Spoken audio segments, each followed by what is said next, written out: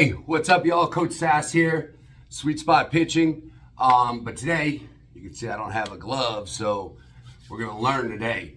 So today we're in Sweet Spot Academy, where we talk about everything on the mental side to how we prep.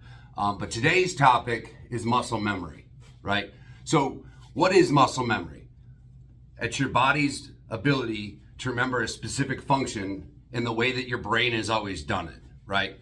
So maybe you wouldn't know this, but your boy Coach Sass was a pretty good baller in high school and on the hard court. And to this day, if I think about shooting a free throw, I know it's 2 dribbles, spin, 1 dribble, shoot, right? That's my body telling me it's time to shoot a free throw. That's the way that my muscle memory was created through thousands of repetition, right? But here's the thing about muscle memory. It is absolutely your best friend. But if it's not right, it is your worst enemy, right? Because the thing about muscle memory is you can have a coach standing right next to you, right? And here's a perfect example, right? I'm working with a kid who flies open every time, right? And if I don't know how to address this specific situation and I tell him, hey, Tommy, this time let's make sure that we stay close. And he'll say yes, and he'll be committed to yes through no fault of his own. He is committed to staying closed. But the minute he lifts his leg, his brain takes over. And now he says, I'm pitching, so my muscle memory kicks in. And what does Tommy do? Stay close, and there he goes, right? That's the problem with muscle memory when it's wrong. And that's what I've been addressing in my career and working with kids and working with high schoolers and even in college, is correcting muscle memory, right? Because if I start when I'm 7, 8, 9 and it's wrong and no one helps me figure that out, it's gonna stay wrong. So how can we fix it? How do we get it right? So what I found, and the reason that I created what you're seeing here on this channel, right? The sweet spot throwing leading into the sweet spot pitching, everything is segmented, right? And why do I do that? Well, in my career and in my studies, what I know about muscle memory is the first thing that you need to do and understand is muscle memory is like when somebody tells you, don't think about a pink elephant. No matter what, don't think, what are we doing? It's pink elephant all day, right? And it's the same thing with muscle memory. It doesn't matter what you tell yourself, right? If you're a shooter in basketball and you say, all right, elbow in, and you're an elbow out guy, the minute you go to shoot, the elbow is going out because that's the way your body works. And that's the way your brain has processed this through thousands of repetitions, and albeit poor repetitions, meaning bad repetitions when you were young, right? So a lot of times most of my career has been breaking bad muscle memory to get back on track. And that's why this program has worked so well for me, and hopefully will work so well for all of you, because it doesn't matter where you are. It doesn't matter if you're just learning to throw, perfect. We've got nothing. We're like a little baby and we can teach you the exact right way. Or if you've been doing it wrong for 4 years, it's fine. We're still gonna be able to break that. But muscle memory can only be broken with 3 specific techniques, right?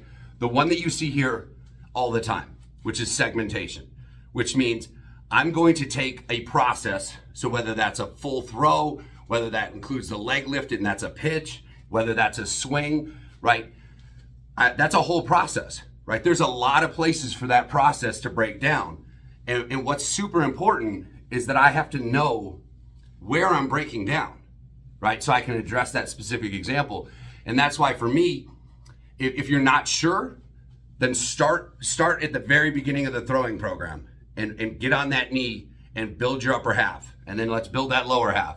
Because if you don't know, and if I'm not there to visualize that or help you work through that, then I can't tell you exactly where we're breaking down, okay? But what I do know is if you know where you're breaking down, then we just work on that segment. And I told this story before, but I'll tell it again right now because it's super important. So it was after surgery. I was still in big league camp, and I was watching the evening news, and they were doing a feature on the Braves, and we were all on the line, playing catch, just getting loose. And I saw the camera pan, and I noticed that I was taking the ball out of my glove this way. As we all know, that my fingers cannot be underneath the ball. And I realized right then and there, I was like, that's not how I'm supposed to throw. So I went home and I addressed just that. I would stand there, watch television, and just do this. Just get this motion down. Just swinging in the proper way. And the thing I know about muscle memory, and you can do your research, and it sounds like a huge number, right? Is they say that it takes anywhere between 2,000 and 3,000 reps to create new muscle memory, and it takes up to 10,000 reps to perfect that new motion. So that sounds obscene, right? Who's got that time? But what I can tell you is I would watch a show called Seinfeld, and I would do this arm swing the entire time I was watching until a commercial break. And what I realized was that in a short period of time, in one episode of Seinfeld, I could get 500-600 reps easy, right? Just working 1, 2, 1, 2. And now, what I'm not talking about, what you're seeing here, is something that some people talk about, and it's called double time, right? So if you know where you're breaking down, you can work your muscles double time. So what you're seeing me do is swing out and swing back.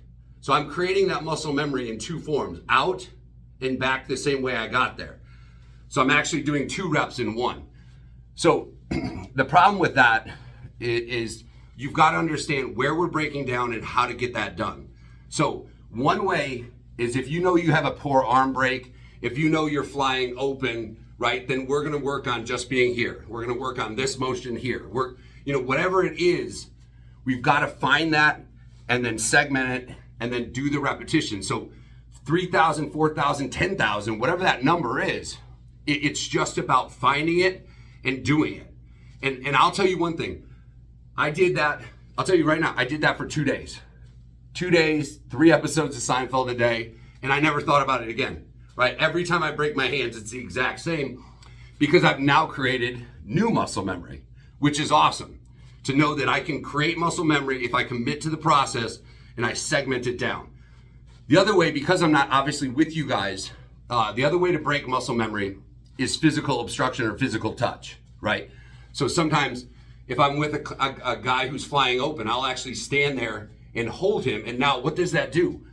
Well, my body, as soon as I go to pitch, I'm not used to having something touch me or hold me. So now it's not the same cycle. I hope that makes sense, right? Normally I pick my leg up and I'm going to pitch and I'm going to fly open. But now all of a sudden my brain knows that there's something here obstructing me. So you've got segmentation, you've got physical obstruction. The other thing that's super good for is, you got those hitters who kind of step in the bucket, they call it. So you literally put a bucket there. Now your brain will tell you, it knows, you don't even have to look at it. It just knows it's there and it knows it can't step there. So that's a way to break that cycle. So we've got the segmentation, physical touch, and then the third one is a little bit more advanced. It has to do with visual cues and creating visual representation. When I was in college, we used to work with my pitchers, and I actually had, like, you guys have seen those laser pointers. So I would laser point where they should be focusing on each pitch.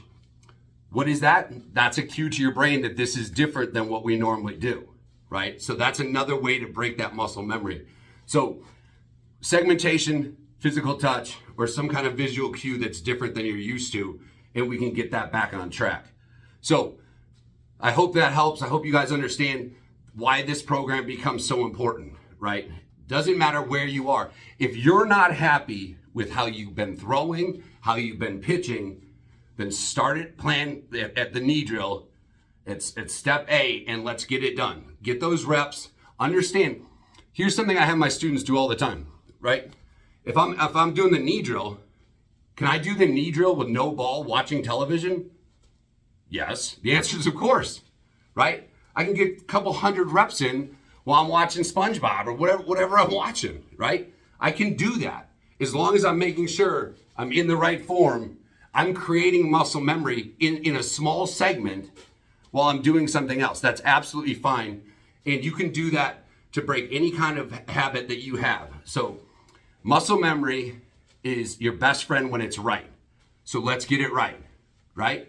Let's get it right. Here at Sweet Spot Pitching, we will get it right for you. Follow along. So happy you're here. We will see you in the next video.